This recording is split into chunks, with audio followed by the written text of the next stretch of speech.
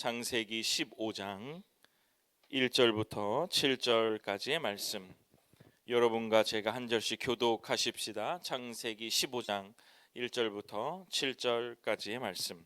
이후에 여호와의 말씀이 환상 중에 아브라함에게 임하여 이르시되, 아브라함아, 두려워하지 말라. 나는 내 방패요 너의 지극히 큰 상급이니라.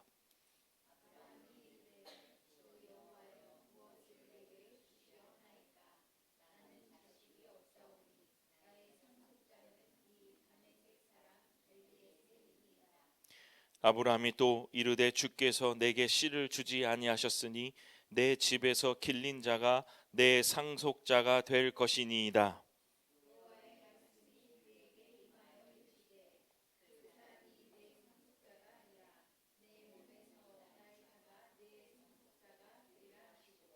그를 이끌고 밖으로 나가 이르시되, 하늘을 우러러 무뼈를 셀 수 있나 보라.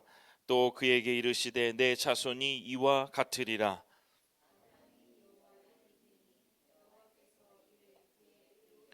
함께 읽겠습니다.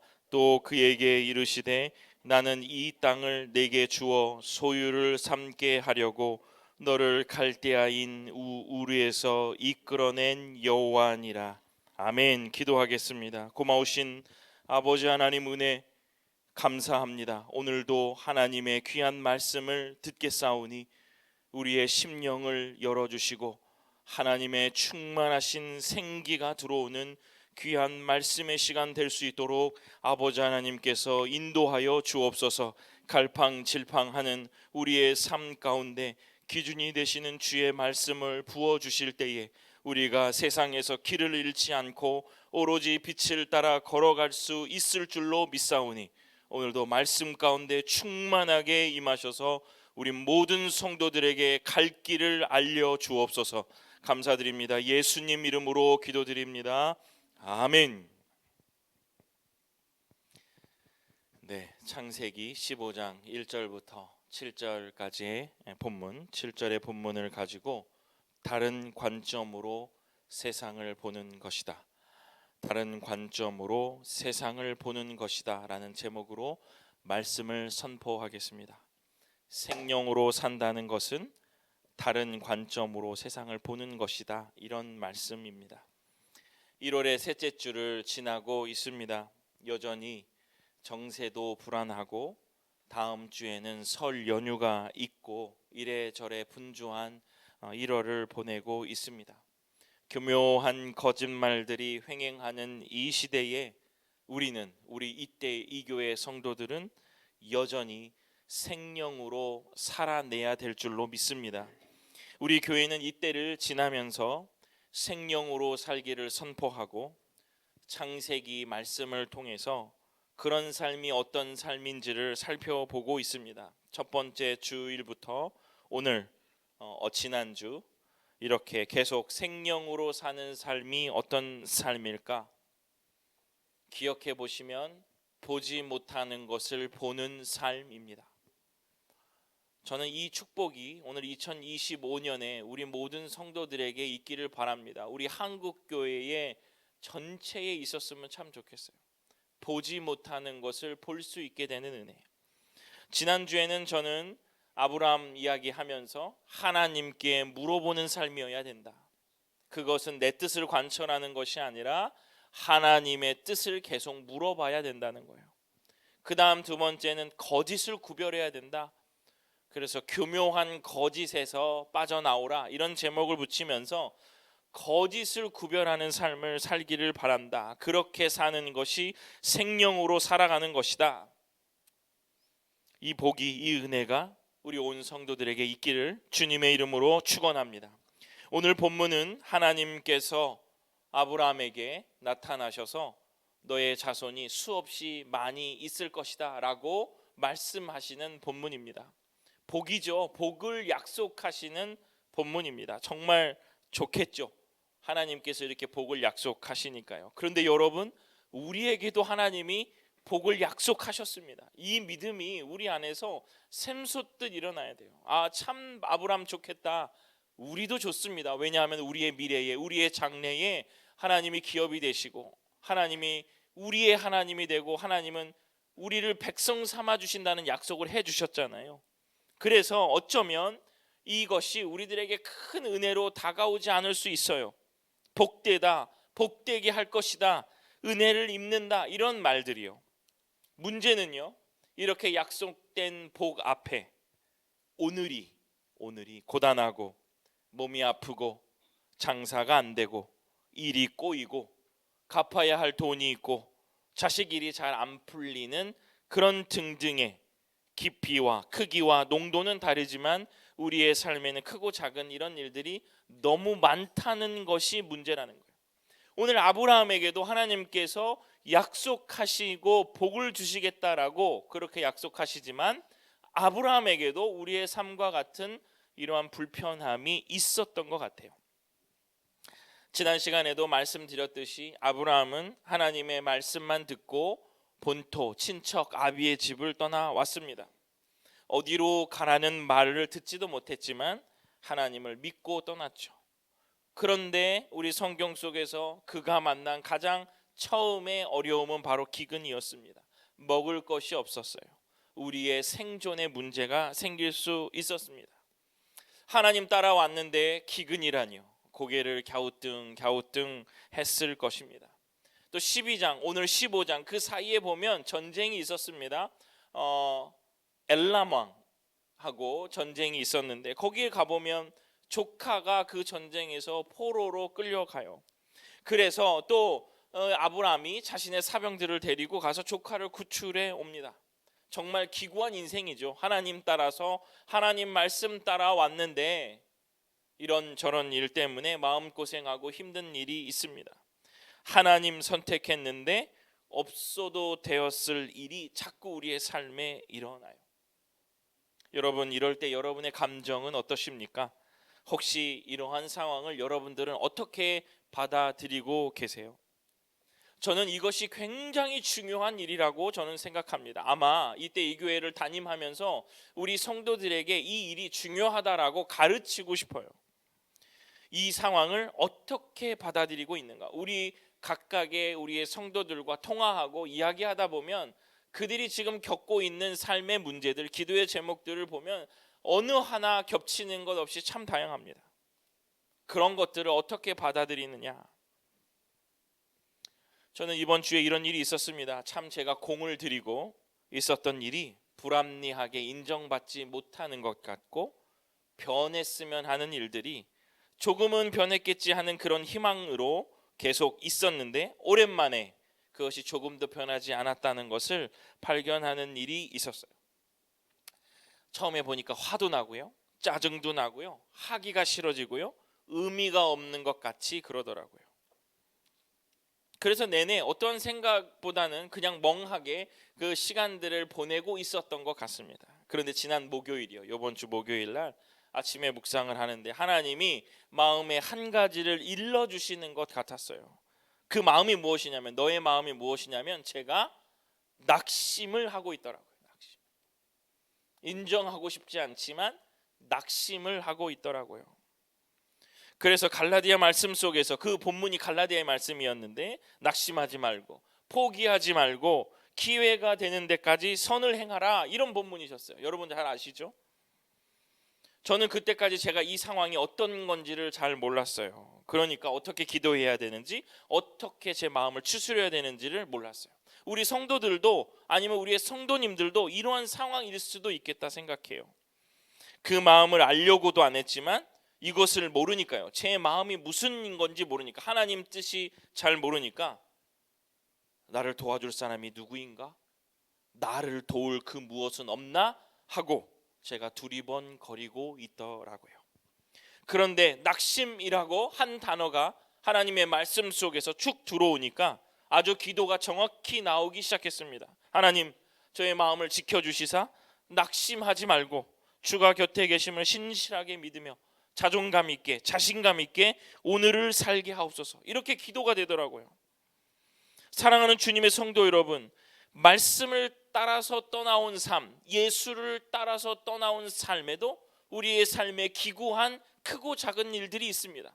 그럴 때 우리가 지금 가지고 있는 생각과 마음이 무엇인지를 정확히 알아내야 우리가 기도가 바르게 되고 그 해결의 방법이 올바르게 설정된다는 것을 우리가 깨달아야 된다는 거예요. 왜 제가 이런 말을 하냐면 아브라함이 그랬어요. 말씀 따라서 떠나온 삶에 기근이 겹치고 조카를 위해 전쟁을 불사하면서 산 아브라함의 그 삶에 이러한 궁금증과 이러한 일들의 어려움이 생기기 시작했다는 거예요. 1절 보겠습니다. 창세기 15장 1절. 이후에 여호와의 말씀이 환상 중에 아브라함에게 임하여 이르시되 아브라함아 두려워하지 말라. 아브라함아 두려워하지 말라. 나는 내 방패요 너의 지극히 큰 상급이니라. 아멘. 성경은요 이 아브라함의 현재의 상황을 갑자기 두려움이라고 말씀하고 계시는 거예요. 두려워하지 말라. 왜 두려워할까요? 이때는요 이 15장 바로 전에는 아까 제가 잠깐 말씀드렸지만 엘람 왕 그돌라오멜과 그 연합군을 아브라함이 자기의 사병 318명을 데리고 가서 대승을 거두고 온 직후예요. 그 포로로 잡혀간 조카 롯과 소돔 사람들을 구출해 온 바로 직후거든요. 막강한 군사력이 있어요. 그 당시에는 셀 수 없는 거부였거든요. 그런데 아브라함에게 하나님이 두려워하지 말아라 라고 얘기하고 계시는 거예요. 그러니까 저는요 이 상황들 속에서 이 아브라함이 행하고 있는 삶, 우리의 걸어가는 삶에도 하나님이 우리의 삶 가운데 너의 삶이 무엇인지를 아주 정확하게 알려주신다는 거예요. 2절을 보면요 아브라함이 반응합니다. 하나님의 이 말씀에 반응해요. 자신의 두려움의 근원이 무엇인지를 말합니다. 창세기 15장 2절 없나요? 제가 읽어보겠습니다. 아브라함이 이르되 주 여호와여 무엇을 내게 주시려 하나이까? 이거예요. 두려움이. 나는 자식이 없사오니. 나는 자식이 없사오니. 그의 두려움은요 후사가 없었다는 거예요. 아들이 없다는 것이었습니다. 약속을 붙들고 여기까지 왔는데 후사가 없어요. 상속자가 없어요. 땅도 없고요. 그간의 어려움들을 보니 이 아브라함의 마음속에 약속은 정말 있는가 하는 그 두려움이 그에게 엄습하기 시작했다. 약속이 없겠다, 약속이 없을 수도 있겠다라는 이 불안은요 바로 두려움으로 바뀌게 되었습니다. 이 두려움으로 바뀌게 되니까, 이 두려움이 생기니까 이 아브라함이 하나님 없는 계획을 세우기 시작했어요. 다시 한번요, 아브라함의 삶 가운데 그가 하나님의 약속을 믿으며 살아온, 하나님의 말씀을 따라 떠나온 그의 삶 가운데 그의 마음속에 후사가 없음이 그의 마음속에 쑥 들어오니 마음에 불안이 생기고, 그 불안은 얼른 두려움으로 바뀌어져서 하나님 없는 계획을 세우기 시작했다는 거예요. 인간의 머리로 나올 법한 그렇게 뻔한 보이는 계획을 상상력이 없는, 하나님의 말씀을 따라 상상력을 버리지 않는 그러한 계획을 세우기 시작했다는 거예요. 두려움이 그 아브라함을 합리적인 생각으로 이끌게 됐다는 거예요. 큰 민족을 이루게 하겠다라고 하나님 말씀하셨다. 그렇다면 엘리에셀을 상속자로 삼아야 된다. 여러분, 우리는 끝에 그 결과를 알잖아요. 하나님 마음이 이랬습니까? 아니라는 거예요. 그가 아무리 하나님의 말씀과 하나님의 뜻에 그가 노출되지 않으니까 그 두려움이 이 사람을 하나님 없는 계획으로 몰아붙였고, 그의 생각 속에는 가장 합리적인 방법, 그러면 나의 후사는 내가 길러낸 다메섹 사람 엘리에셀이구나 라고 생각하기 시작했다는 거예요. 누가 봐도 나쁜 생각은 아니에요. 합리적인 생각이잖아요. 그런데 하나님 없는 계획을 아브라함이 세우기 시작했다는 거예요. 두려움이 생기면요, 여러분, 여유가 없어집니다. 신앙생활할 때 불안하고 두려움이 생기면 여유가 없어져요. 그러면 어떻게 될까요? 생각과 행동이 빨라집니다. 여러분, 거꾸로요. 여러분이 지금 뜻없이 말하거나 뜻없이 행동하고 있다면 여러분의 신앙생활에 두려움이 무엇인지, 불안이 무엇인지를 거꾸로 되짚어보면 아주 명확한 답이 나올 수도 있어요. 그 행동이 빨라진 그의 결론은 엘리에셀이었습니다. 어쩔 수 없이, 그도 원하진 않았어요. 아브라함도 그랬겠습니까? 자기의 후사가 있으면, 상속자가 있으면 그에게 다 물려주고 싶었겠지. 그런데 엘리에셀에게 이것을 줄 수밖에 없다라고 생각하기 시작한 거예요. 아들이 있었다면 그에게 다 줄 것을 종인 엘리에셀에게 다 주어야겠다 마음먹기 시작했다는 거예요. 여러분, 이럴 때 기억하십시오. 오늘 본문의 가장 빛나는 구절입니다. 여러분 함께 읽어보겠습니다. 창세기 15장 4절 함께 읽어보겠습니다. 시작. 여호와의 말씀이 그에게 임하여 이르시되 그 사람이 내 상속자가 아니라 내 몸에서 날 자가 내 상속자가 되리라 하시고 아멘. 엘리에셀이 네 상속자가 아니다, 내 아들이 상속자다, 이런 말씀이시거든요. 아주 명확하시잖아요. 저는 이 4절을 묵상하면서 제 마음속에 아주 강하게 드는 생각은 뭐냐면, 쉴 새 없이 빠르게 이것들을 처리하고 내달리는 아브라함에게 하나님께서 아브라함, 워워 괜찮아, 천천히, 그렇게 내 생각대로 내달리지 않아도 된다, 나의 시간과 나의 방법으로 가고 있는 거야 라고 말씀하시는 것 같아요. 하나님, 자손이 많아지겠다고 하셨는데 저는 지금 후사가 없습니다. 그러니까 후사가 없으니까 지금 빨리 세워야 되는데 아무리 생각해도 엘리에셀입니다. 엘리에셀이 네 상속자가 아니라 내 아들이 상속자다. 멈춰. 너의 그렇게 빠른 생각을 멈춰. 나 없는 계획을 멈춰라고 하시는 것 같아요. 우리의 삶에도 하나님 어떻게 해요? 이거 어떻게 해요? 라고 결과를 향하는 기도가 아니라 숨을 내쉬고 하나님이 하시는 일과 관계된 주변의 일들을 찬찬히 살펴보아야 합니다. 찬찬히 살피는 기도를 올려드려야 돼요. 내 가족과 내 친구와 내 나라 등 속에서 하나님이 하시는 일들을 숨을 내쉬고 천천히 살펴보아야 됩니다. 그렇게 한다면 보이지 않았던 것들이 보는 놀라운 은혜가 우리에게 있을 거예요. 여러분 기억하십시오. 하나님 엘리에셀입니다. 하나님 말씀하시죠. 아니다, 엘리에셀이 아니라 내 상속자는 내 아들이다. 하나님의 이 음성을 들을 수 있는 기다림과 절박함과 처절한 기도가 여러분에게 있기를 간절히 소원합니다. 그래서 하나님은 이 두려움에 휩싸인 아브라함에게 아주 중요한 일을 하세요. 참 멋지십니다. 두려움에 휩싸인 아브라함에게 엘리에셀이 아니라 내 아들이 상속자다 하시면서 저는 이 지점이 참 중요하다고 생각하는데 이것도 같이 읽어보면 좋을 것 같아요.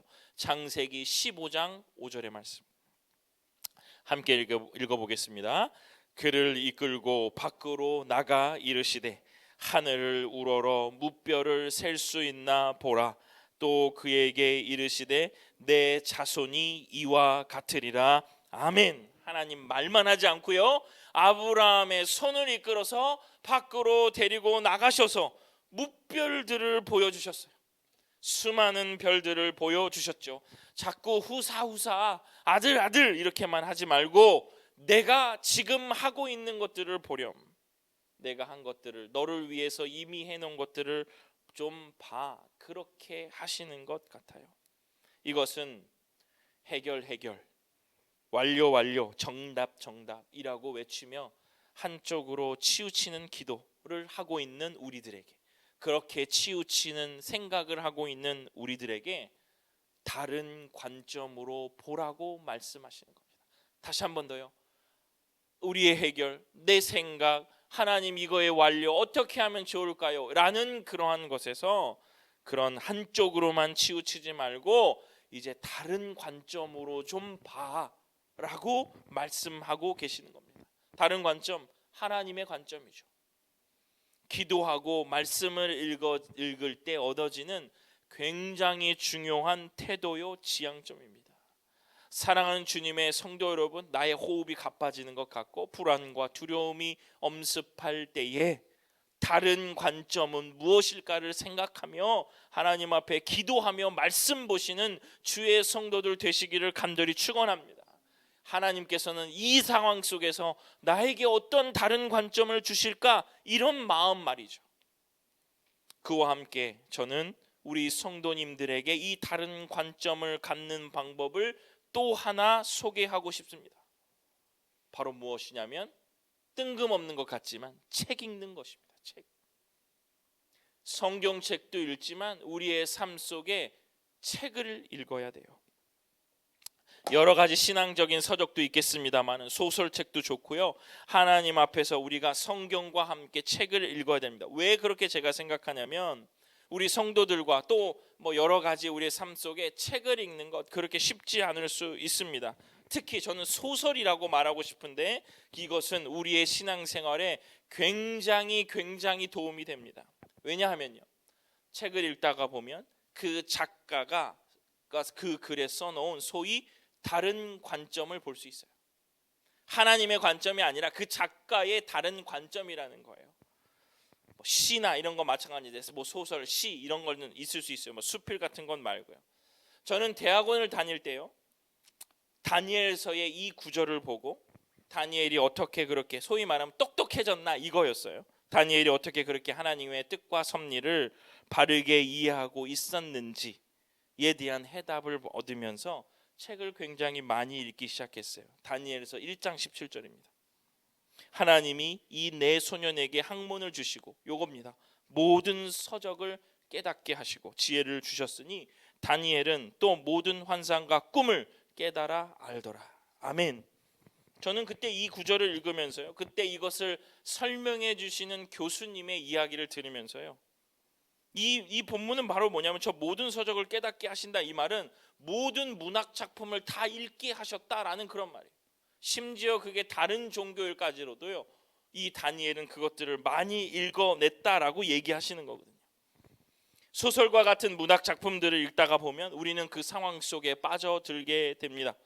우리의 일상과 아주 비슷한 이야기를 보면서 나라면 어떻게 할까라고 하면서 계속 읽게 된다는 거죠. 그러다가 작가가 아주 번뜩이는 다른 관점을 가지고 그 이야기를 쓰는 것을 보면서 나의 삶에도 그것을 적용하는 다른 관점을 발견할 수 있게 된다는 거예요.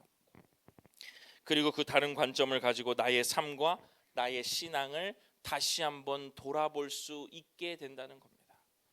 저는요, 성경과 또 여러 가지 이 이야기들을 듣다가 보면 우리 안에서 실제로 하나님의 뜻을 찾는 것, 그런 것들 너무 중요하지만 이런 책들은 우리의 삶에서 충분히 벌어질 수 있는 일을 내가 그것에 함께 참여해서 생각해 볼 수 있기 때문에 신앙에 도움이 된다는 거예요.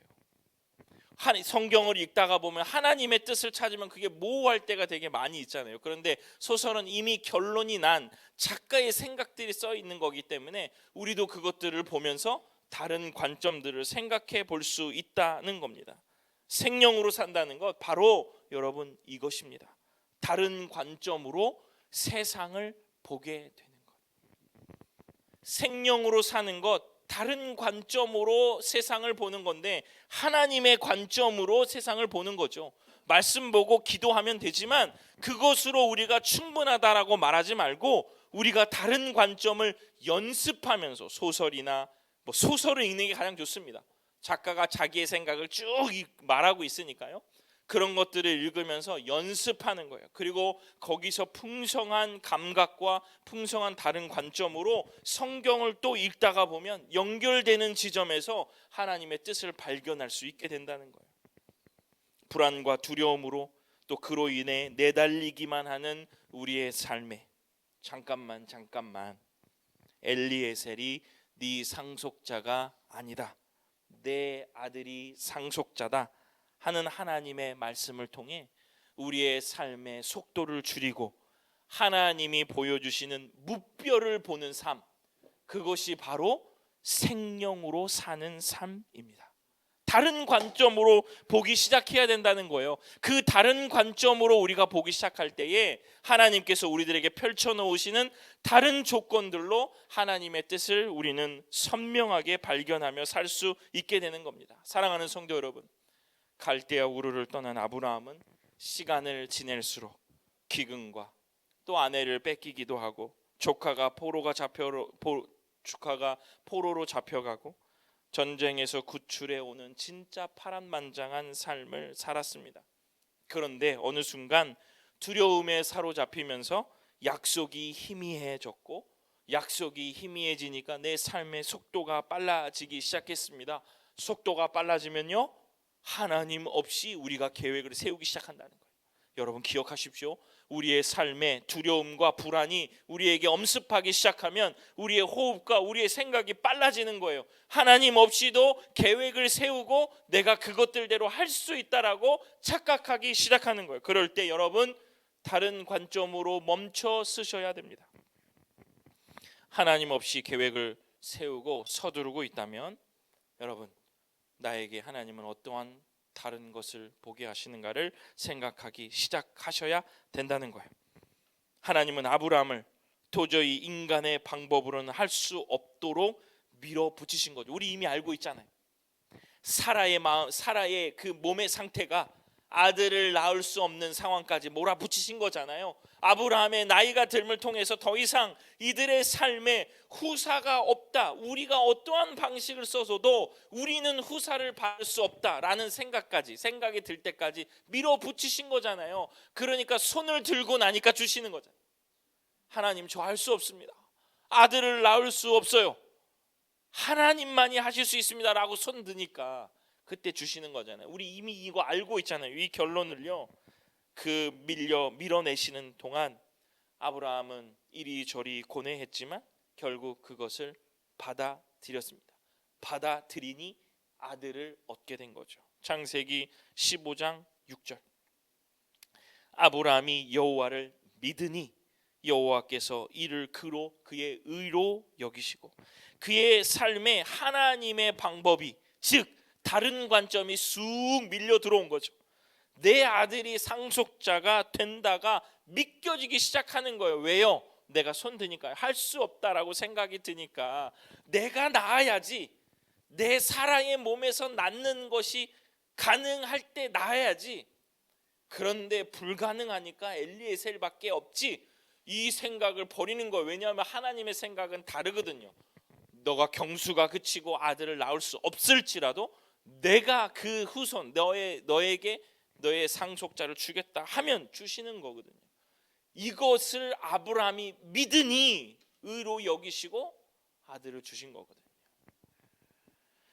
하나님의 방법이 다른 관점으로, 다른 방법으로 그것이 쑥 들어오니까 아브라함의 믿음으로 그것을 받아들였다는 겁니다. 여러분, 생명으로 사는 삶, 제가 너무 거창하게 얘기했지만 이런 겁니다. 하나님께서 우리들에게 주시는 삶의 모든 영역들 속에서 다른 관점으로, 하나님의 관점으로 생각해내는 거예요.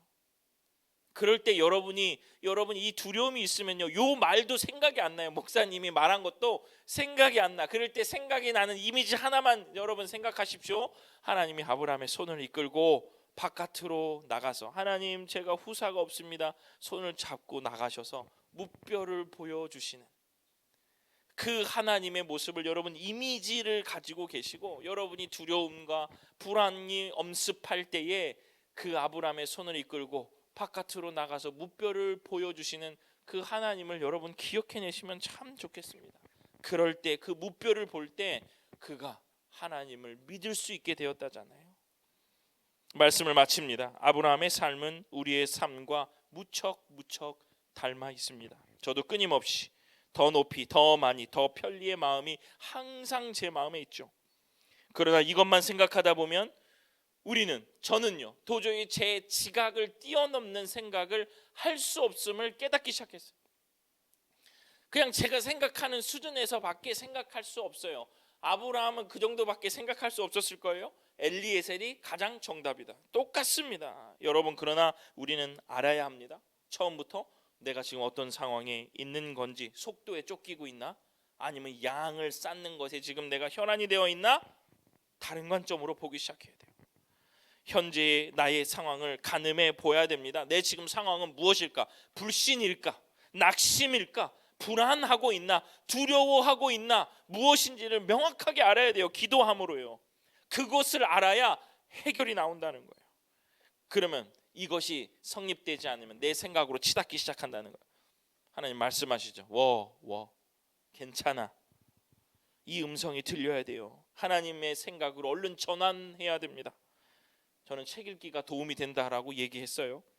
책 읽어보시며 다른 관점을 연습하시고 주의 말씀을 앞에 두고 하나님의 다른 관점을 생각하기 시작해야 된다는 거예요. 짜증, 질투, 고난, 실망, 낙심이 될 때에 하나님이 여러분의 손을 잡고 무뼈를 보여주시는 장면을 상상하시면 참 좋겠습니다.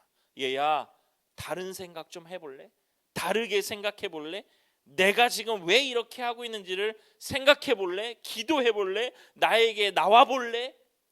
하시는 그 장면을 여러분 기억해내시면 참 좋겠습니다. 여러분의 삶에 성령 충만한 다른 관점이 생각이 나서 여러분의 삶의 속도가 줄어들고 잦아들고 두려움과 불안이 걷어지는 삶이 되시기를 주님의 이름으로 축원합니다. 기도하겠습니다. 고마우신 아버지 하나님,